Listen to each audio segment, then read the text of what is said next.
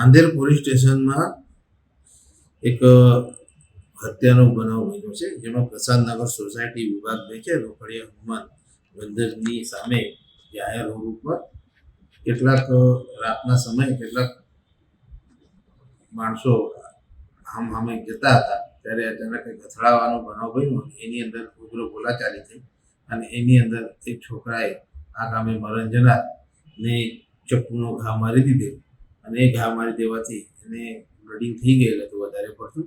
પછી કોઈ તાત્કાલિક 108ને ફોન કરી અને સિવિલ હોસ્પિટલમાં લઈ ગયા, ત્યાં એને મૃત જાહેર કરે છે.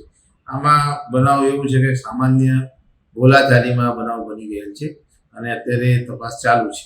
અત્યારે 5-6 આરોપીઓનું જાણવા મળે છે, એમાં ફરિયાદમાં 3-4 આરોપીના નામ તો લખ્યા જ છે, બીજા હજુ તપાસ ચાલુ છે. ચપ્પુના ઘા 2-3 ઘા વાગ્યા છે અત્યારે પ્રાથમિક તપાસમાં એવું જાણવા મળે છે.